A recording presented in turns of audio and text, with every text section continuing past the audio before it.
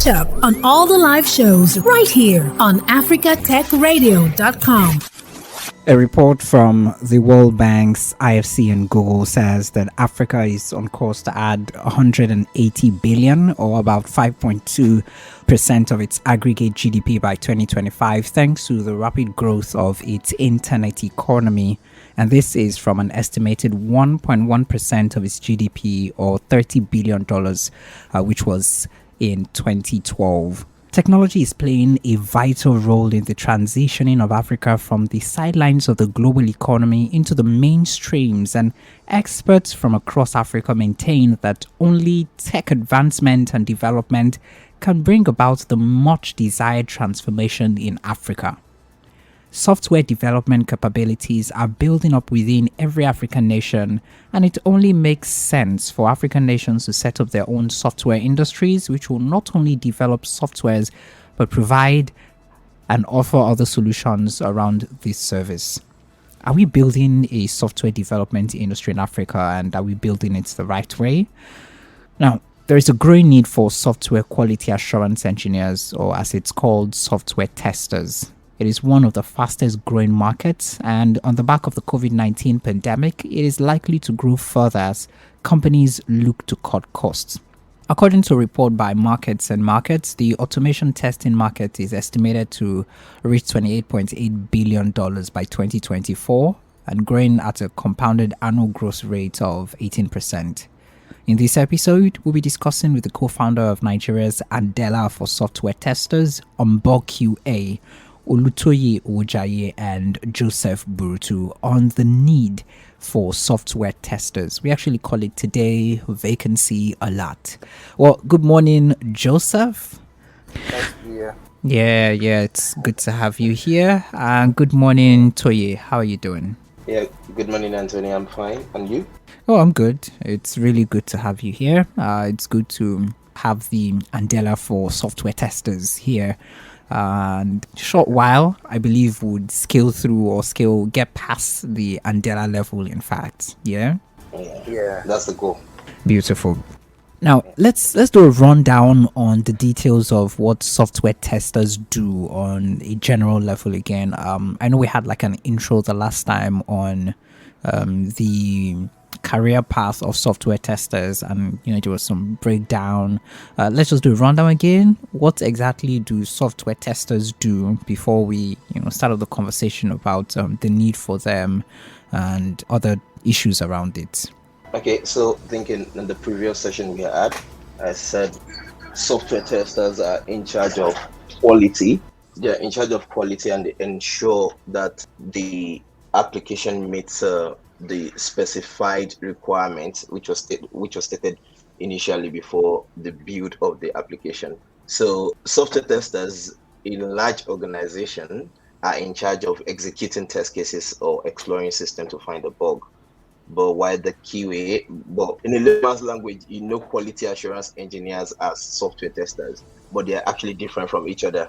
While the difference is between the software and the QA engineer is the fact that the QA engineer is in charge of the final product itself, ensuring that quality is met on the final product, while software testers are just normal executing of test cases and exploring the system to find the bug. So that's the difference between both of them. I just needed to highlight that before we move forward. Oh, okay. We have managerial role, and we have those who actually go through the codes, which will be software testers, right? Yes. Yeah, we have managerial role. It's actually broken down into about 3 stages. We have the software testers or the QA analyst, and we have the QA engineer, and we have the QA manager. So it's more like an hierarchy. Each rules report to one another. The QA analyst, who is more like a junior or a software tester, comes up with test cases, which is reviewed by the QA manager and executes them, and also test the system or conducts more like an exploratory test on the system to see if they would find a bug that is actually outside the test coverage, or outside the test coverage they've documented. So that's for software testers. While the QA engineers are more of they manage from development phase to the production phase. In software development lifecycle, you have different phases. So in the development phase, they are in charge of monitoring development. They are also in charge of testing the product through to the production phase. While the QA manager is there to just give instructions and also strategies on how the system needs to be tested, and they also execute test cases, or they execute tests themselves, and also give reports on each of the environments which the application is deployed through. So from staging, or from test to staging, from staging to production, depending on what the organization does or how they set up their software development lifecycle. So they give each report and ensure that the system is bug free and it meets the specified requirement. So that's like the responsibility of the three roles I just mentioned now. Yeah. Okay. The responsibilities of the roles that have been mentioned. Now, is UnbugQA invested in all of these roles, or are there specific roles that UnbugQA is interested in or invested in? Okay, so currently there's actually a large demand for QA engineers, software testers, and also QA managers currently. And in our test pool, we have QAs with experience of, let's say, 5 to 8 years, and also even less than that, we have the likes of 2 to 3 years. So I categorically would group each of these testers or our talents based on their number of years of experience in these roles that are mentioned here. So we have all the roles available in QA. Yeah. Okay, now for those who are wondering, I know people, like ordinary people, non-technical, non-software engineers, at a particular stage of a software's development life cycle, get to test the software. At what stage does this happen? And clearly, normal people cannot test from the beginning to the end. But at what stage do normal people come in? And at what stage does the software testing itself start for a software? Okay, so for a well-organized organization, software testing starts from the moment the requirements are being debriefed to the software development team. So where you have your QA manager, you have all the QA rules I've stated, just the analyst, we all sit down together to see how best the system can be implemented. So when there's a requirement given to the software development team, the QA manager and also the QA team try to make some contributions to the development activity, as well aside the testing activity that will be carried out on the system. Yeah. So from there, they go ahead and come up with a test plan. And from the test plan, the QA manager, who was in charge of all the QA activities to be conducted on the system, would suggest, so if it's a customer-facing application, definitely you'll be interfacing with about maybe 1 million to 2 million users, depending on the demographic. So you come up with a test strategy, whether to conduct a performance test, to conduct that both functional and non-functional tests. So the functional is going to be based on the requirements that were supplied, while the non-functional is going to be based on the performance, security, accessibility, and the rest, depending on the type of users you're trying to serve with this application. So that's where the major work comes in from the QA manager's perspective. Then the software testers come up, or the junior QA rules come up with a test case that can be reviewed by the manager to see if there's actually a 100% test coverage based on the requirements that were supplied from the business analyst or the project manager itself. So once this is going on, because we work more in an agile environment now, so it's more like an iterative development. So you have sprints, depending on the organization, you have 2 weeks or 1 week or any number of days assigned to your sprints. So this development continues, and the QAs contribute to this from each of the sprints and ensure that a report is given for each of the sprint or the feature that has been developed in that sprint, and we'll move on to the next sprint, and so on and so forth. So even till the product is delivered to production, the QA is still responsible for testing the application. So when the non-technical people get to test the application is maybe for a mobile app, you want to do more like a better version of the app to see how people would interact with the application, then gather the information or the data from the usage of the application back to development and see if you can optimize your maybe user experience, performance, or any other thing based on the data gathered from the beta testing from the outside or the clients making use of the application. So that's just the whole workflow framework. Yeah. Okay. Yeah, workflow. Yeah, for testing and for the outside public as well. And then for you to be a beta tester, I think for some companies they have like some loyal beta apps too. So if for example, I would talk about the gaming industry where the recent FIFA 22 was sent to some specific users who have been purchasing the series maybe for the past 10-15 years to actually see if the application meets the standard they want. So the data gathered from this is now being taken back to development where they can modify and see if they can meet their target market. Let me put it that way. Interesting. Yeah. So I would want to know if there are any general standards for testing that are usually followed by software testers, or the general standards that are being tested for. But Toye, just hold your thoughts about that a bit. Let's get to Joseph. Okay. Joseph, so I'm thinking, what's the importance of these tests for the success of a product? I want to launch a product and I can just test it by myself and just go on. What does the success of a product hinge also on the fact that it should be run through test? Yeah, let's assume so you have like a product, you maybe you hire like a software developer, or let's say you're a software developer yourself, and you have this wonderful idea and let me just put code together and all these things. And voila, it works. Yeah.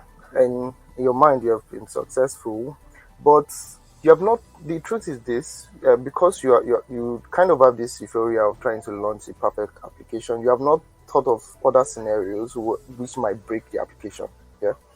A very common mantra across software developers is that if it works, leave it. So it doesn't really matter if you put the right thing, as long as it works. It's just like you're trying to fit a leaky pipe, and because you have been able to use sellotape to just cover it up for a while, you feel like, oh, I've fixed everything. But for a software tester, it's completely different. A software tester's job, is to make sure the software works the way it's supposed to work in whatever scenario has been designated to work in. A software tester will make sure to break the application, to try and break the application. If the application breaks, it's not a bad thing, because now the software tester has found the fault, because it's better your application breaks in-house than it breaks outside, because first impression matters. So you can't, I think as a company very concerned about building good products, you cannot skip part of a software tester. Software developers, of course, are encouraged to run tests on their own. People building product are expected to have some unit test kind of scripts in their code base and all. But it's not detailed enough. I would say this, a lot of software testers are biased to their own code.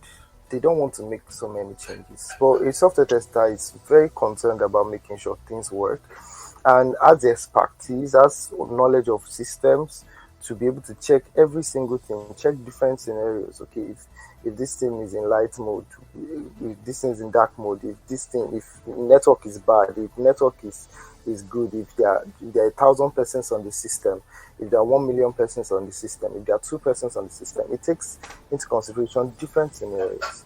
So software testers are needed in every single product team. You can't just skip them unless you are not concerned about building a good product. Now, I want you to speak to the importance of teams, software development teams having external hands or external eyes for quality assurance on their own products, because most software developer, okay, I'm a software developer, I can test my app. Why exactly do we need, just speak to that, the extra quality assurance? Yeah. So, like I mentioned before, like a lot of teams are biased to their own code. Especially here in Nigeria, a lot of product teams are like what the product manager is always saying: let's go live, let's go live, let's go live. So Let's ship to production. So yeah, exactly. So like software developers are under enough pressure already because they are trying to build these applications quickly go live. So they don't have enough time to check every single thing, to check if different parts of the features are working properly. Oh, product manager comes tomorrow and says, "Oh, we need a new feature," and they need to make a new integration. Now they add that new integration, but they don't know the back. They don't know if this new integration is going to affect the code they wrote initially. So what the QA expert does as an external eye is check the whole thing from basically outside the box. You are able to get an holistic view when you're outside the system, sort of when you're outside like the software developer box itself. You're able to see, okay, how things link to each other, if what is done now has broken what has been done before. So yeah, like I said before, if you are very concerned about like building a very good product, you need a QA engineer, you need a software tester to basically carry like regression tests, carry out automation tests, carry out different tests to make sure everything is in place and everything is working properly. Interesting. Yeah. Beautiful. Toye, now your thoughts on, are there general standards that testers follow, or are there general standards that, when you're going through the testing automation process, these are the levels or the things you'd have to go through to be sure that you've gone through the right process? Okay, so I wouldn't be able to tell for all organizations, but in organizations that I've worked, there's always a standard of procedures, am I correct? SOP. Yeah. Where that has been set up for QAs to adopt when testing the system. So for example, authentication, if you're integrating to an external API for your authentication, or probably use a generic authentication pattern within the organization for all your applications, you definitely know, okay, you have to go through, let's say SSO, a single sign-on pattern. You should conduct your test on the single sign-on. And also, I think one of the skills needed as a tester, which I always ring bell on, is the fact that you should always have passion for QA testing if you're a tester, because the passion is actually what drives you. You definitely want to know that there's actually a bug in the system, but you can't find it, but you have to look for it. So that's what keeps giving you the drive to push forward to see how you can actually break the system. And as I said earlier on, we are custodians of quality for every software development process, or will I say we are the gateway to, or we are the front line to the client. So we have to think for like 10, 1,000, 10,000, depending on the number of number of users that will be using the system. We have to think for them. We have the erratic users. So this standard of procedures are either set up for both security, non-functional, and functional tests, which is we'll check for requirements. We check for if the application meets requirements. Then we check if the system is secured enough. So those are kind of things we get to. Then we check if credentials are not exposed to the public. For example, you have hackers out there who are actually looking for a loophole in your system. You as a QA tester, you are not actually a cybersecurity specialist, but you should have a skill, or you should have a knowledge of what goes on in the cybersecurity world as well. So you should also have to cover that bit too when conducting your test. You should know how to use some security vulnerability scanners to check if the system is vulnerable, and you're able to communicate the vulnerability to your developers, because most times, even after scanning, it's difficult for a tester to communicate what has actually happened to the developer. And the developer will be like, what, the code works, let's ship to production. And they go ahead, the project manager tells you, we can't start implementing that feature for just to control security now. The major thing is that the system works the way it should work. that it meets the requirement. So security can be neglected for now till we find a better way to communicate what is going on there.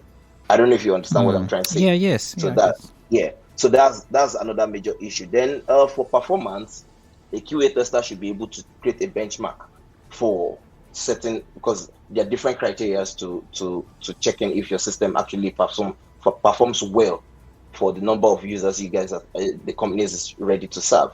So for example, a normal authentication API should not exceed 4-second response time, depending, no matter what is going to happen.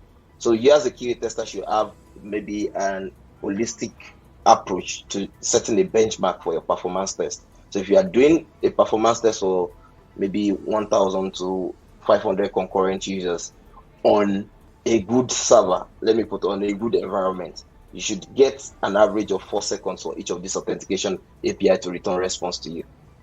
So those are the kind of things a software quality assurance SQA should have. You should have those qualities, especially when you are more experienced in software development.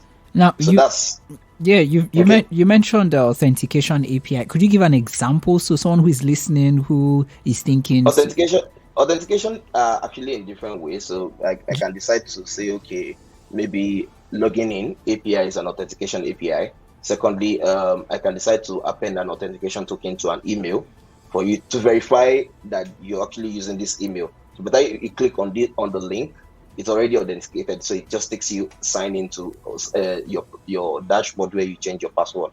So there are different means of authenticating a user as well. Okay. So an example of it is login. Login. When you're trying to log into a website or sign up for a website, and it takes you. Of course. Yeah. Okay, beautiful. Now this one, I download some applications, and I found out that something is just not working right.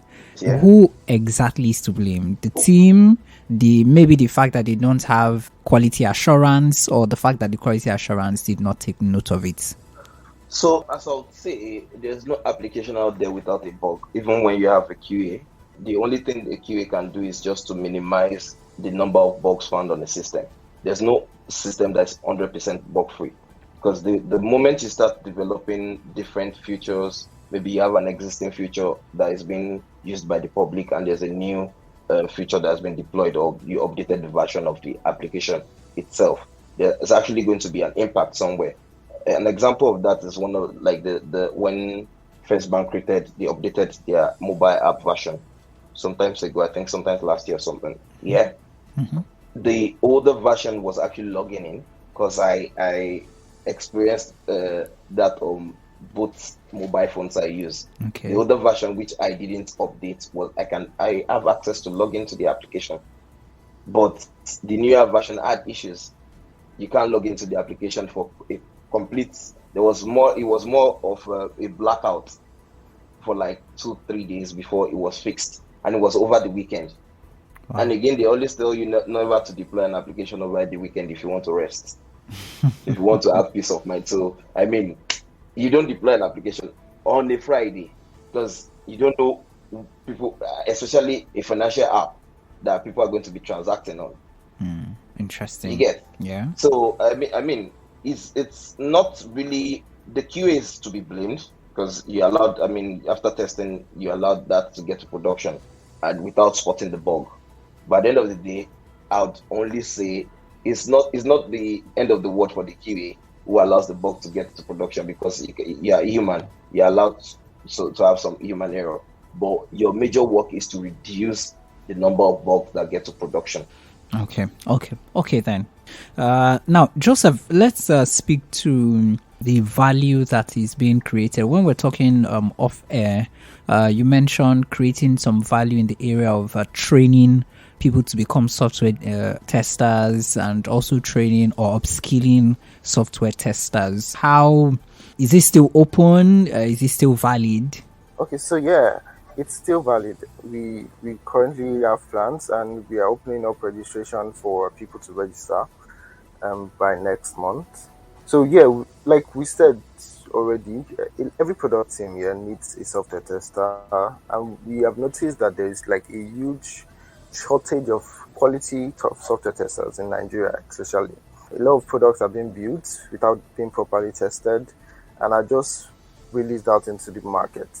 Also, a lot of persons that want to be software testers don't exactly know how to go around it. Some just watch YouTube videos and don't really get expert experience, they don't get expert mentorship and the rest. We want to be at the forefront of this for Nigeria and Africa.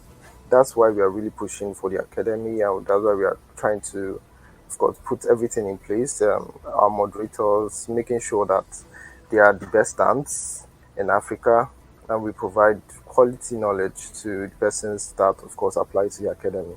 So yeah, that is still on course. We plan to train people in manual testing, automation testing, give you real life applications to work on. We are looking to partner up, and we have even started discussions with some companies to use older versions of the application to basically have like live coding, live testing sessions with our students.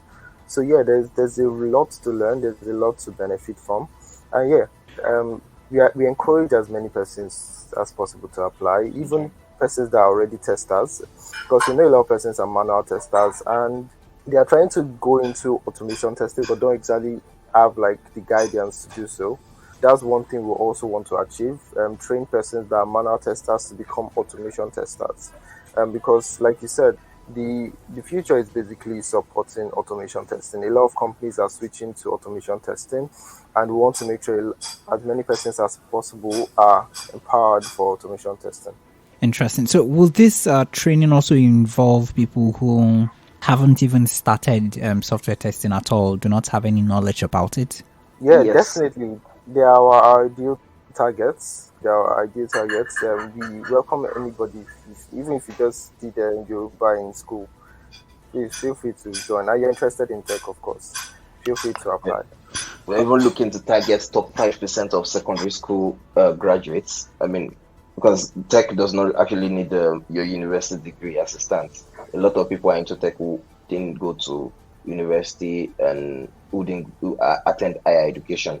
So catch them young is our mantra for this academy, bringing in top 5% of secondary school graduates and also university as well. Interesting. Is there a set date for this yet? If I want, how can I join or register for it? What platforms should I look out for this information from?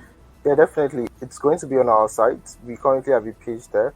By next month, we'll open up the form for people to apply. And that's basically to apply, and there's a short screening process. Of course, we expect a lot of persons to apply, so we might need to screen a bit to select the candidates. But yeah, by next month, application will be open. We'll share with you. Okay, interesting. How long would the process be? Not just the process for registration, but the time that we spent for during the academy? Okay, we're looking for first 6 months for manual processes alone. Then for candidates or applicants who look forward to automation, that will take at least 12 months for us to be able to achieve that. Okay.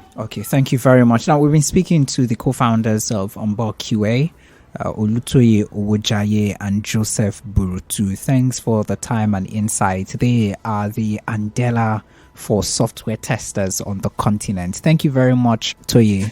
Thank you so much, Anthony. Pleasure being here. Okay, thank you, Joseph. Thanks so much, Anthony. It was a pleasure.